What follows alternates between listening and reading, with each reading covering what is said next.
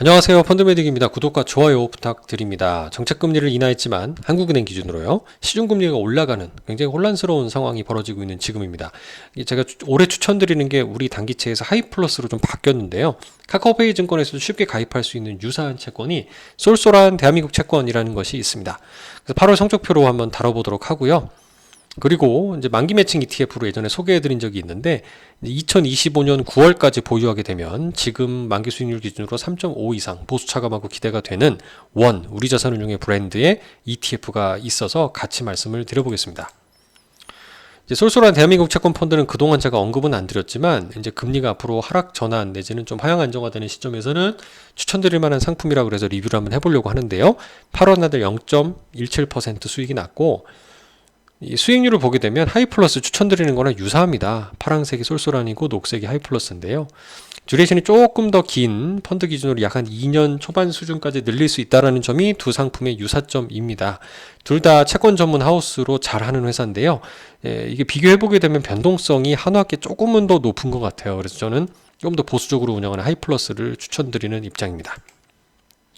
매니저 노트상으로는 이제 단기물 하락, 장기물 상승이 8월 달에 나타났다 그래서 플래티닝과 스티프닝 개념으로 말씀을 드렸었잖아요. 그래서 베어가 금리가 상승하는 거를 의미하는데 이제 뭐 장기물이 올라가서 되는 거를 베어 스티프닝이다라고 말씀을 드렸죠.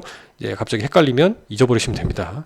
해당 기간 YTM 만기 수익률이 높은 코리아밸류 채권 펀드 비중을 유지했다 등등으로 얘기하는데 스티프닝 얘기죠. 요 그래프도 한번 보여드린 적이 있습니다. 요게 이제 그때 보여드렸던 베어 스티프닝의 증거였었죠. 8월 말 기준입니다. 현재 우리 하이플러스의 스펙을 말씀드리면 만기 수익률은 3.6으로 유사합니다. 단기채하고 듀레이션은 1.35년으로 조금 더 길고요. AA 제로 수준의 평균 신용등급을 가지고 있는 우량하게 운용되는 상품입니다. 보수가 0.272 수준이니까 이게 두 개 빼게 되면은 한 3.328 정도 되는 거죠. 3.328의 플러스 마이너스 정도 기대 수익이니까 금리가 내년도에 한 1%포인트 하락한다 그러면은 한 거의 한 4%대 중반 이상의 기대 수익을 생각해 볼 수가 있는 상품이 될 것 같습니다. 근데 그 반면에 원 25-09 회사채 AA- 이상 액티브 상품은 전일 YTM이 10월 10일 기준으로 3.51인데요. 뭐 보수 등등 차감하고 나면 3.5 정도 수준은 날 수 있지 않을까 생각을 해보고 듀레이션은 이게 이제 만기가 돌아올수록 딱 점점 줄어드는 특징이죠. 왜냐하면 25-09라고 아예 만기를 박아놨습니다. 그래서 만기가 다가올수록 점점 줄어드는 특성을 가지고 있는데 지금 한 3.5 수준이면 앞서 보여드렸던 뭐 상품보다는 유리한 지금 현재 기준의 YTM이 나오기 때문에 이것도 괜찮은 좀 대안이 될 것 같아서 말씀을 드려봤어요. 마치 한 1년 정도짜리 원리금 보장 상품하고 비교했을 때 금리 경쟁력이 충분히 있지 않나.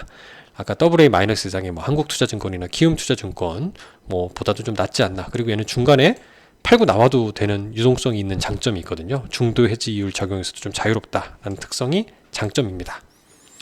수익은 좀 유사하죠. 얘도 최근 1년 안 터지고 잘 운영하고 있습니다. 얘는 단기보다는 조금 1년 이상의 조금 긴 단기물로 운영하기 때문에 회사채 비중이 높게 보이고요. 그래서 여기는 회사채들이다 보니까 이름이 다 익숙합니다. 중소기업은행, 은행채도 있고요. 한전, KCC, 한솔케미칼, 이원, KB캐피탈, 롯데카드, 신한카드 등등 익숙한 회사들이 많이 보이고요.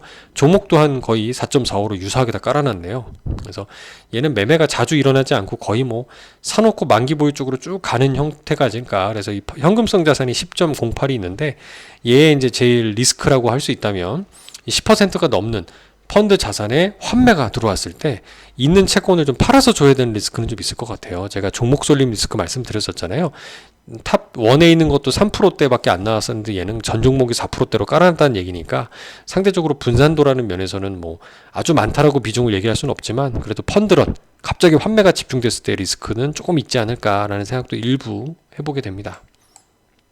월간 코멘트 상으로는 주요 지표들이 예상치를 상회하며 하락폭이 제한 및 일부 되돌리는 모습인데 이거는 이번 달에도 마찬가지입니다. 생각보다 경기가 우려했던 것보다는 괜찮네 라고 하면서 미국도 장기금리가 10년물 이상 급등하는 모습들이 나타나고 있는 상황이죠.